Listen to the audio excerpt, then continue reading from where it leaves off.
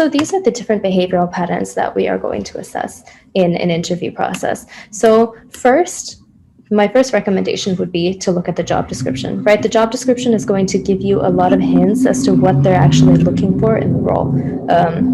That's kind of why they have the job description, right? They want to see if you're a good fit. So start with the job description and review the company culture. For example, because I work at Amazon, I'll give you an Amazon example. Reviewing the company culture means reviewing Amazon's 14 leadership principles. Now, you can assume because those leadership principles are splashed all across their website, that that's going to be something that's pretty important for their interview. Usually what companies do, big companies, also mid-sized ones, what they'll do is they will post their company culture, things that to do related to their company culture on their website. So the first thing you want to do is read the job description and see what they're looking for. They might say like looking for a team player, something very general like that. So that just means they're going to ask you some questions about how you work on a team, how you handle conflict. Whereas in the case of Amazon with those 14 leadership principles, you can pretty much assume that they're going to ask you some question that has to do with each and every one of them because of how important those are. So they might ask you a question about how you earn trust on your team or with your management. They might ask you a question about a time when you picked up a project that wasn't technically yours, but that you thought would benefit your team. So things like that will kind of give you a gist of what behavioral questions they'll ask you at the role that you're applying to. Then there's some general patterns that you can notice, right? So it doesn't matter what company you're applying to, these things will likely be assessed everywhere just because they're important things to have, important qualities to reflect. So you have communication, work ethic, motivation.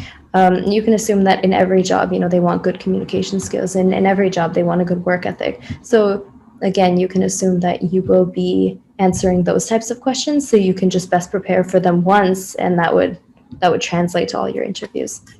Then there's two different ones, the first one for individual contributors and the second for engineering managers. You can assume that those are going to be different. Individual contributor roles will focus more on you, how you function on your team as an IC. So they'll have icebreaker questions like, tell me about yourself, why do you want to apply to this role? They'll have like timelines, conflicts, strengths and weaknesses. So tell me about a time when you had to perform under a very strict deadline. How did you manage? How did you prioritize? So that's an IC question that you might get. For all of you who are going into management level roles, they're going to ask you a lot of questions about, hiring, firing, promoting. How do you develop your employees? Any type of motivation or planning. So all of these things are going to come into play if you're applying for a management role. Then you have categories of questions, like I talked about those 3 different categories. It's kind of like in your technical interviews, right? You have problem solving, you have system design, so there's different kind of aspects of the technical. Similarly, you have different aspects of the behavioral. The first one is the icebreaker, which is what I mentioned earlier. The icebreaker is like a tell me about yourself type question. So you might enter the interview process and they'll ask you to tell them about yourself. How did you get to this point in your career? That's just another example. Then there's the situational questions, which are the most popular in behavioral interviews. So situational questions is like, tell me about a time when, or tell me about a project that you had, etc. So one of the ones that I mentioned earlier was like, tell me about a time you had to resolve conflict on your team, or you had a conflict with a team member. That would be a situational question. And then the third is philosophy questions. So for those questions, the interviewer is trying to understand what your thought process is behind how you function at work, essentially. So what they're looking for there is some kind of introspection. So why are you interested in this role? They pretty much ask you that for every company. Why are you interested in the company? Describe your leadership style. So just kind of more thought into how you function, what you do. So this will help you kind of develop a strategy around all of these things. You can match patterns based on what you've seen, based on the companies that you're applying to. And then from there, you can build a response. And you can build responses that, work at multiple different places, so you don't have to put in an excessive amount of work every time you interview.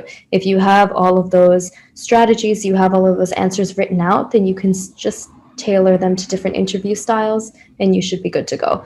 So those patterns might help you fit some of the questions that you receive into specific categories that'll help you prepare. Want to become a software engineer at Google? You can, like thousands of our students. You just need to learn from those who've already cleared FANG interviews. At Interview Kickstart, our interview prep courses are developed and taught live by 150 plus instructors from Tier 1 companies like Google and Facebook.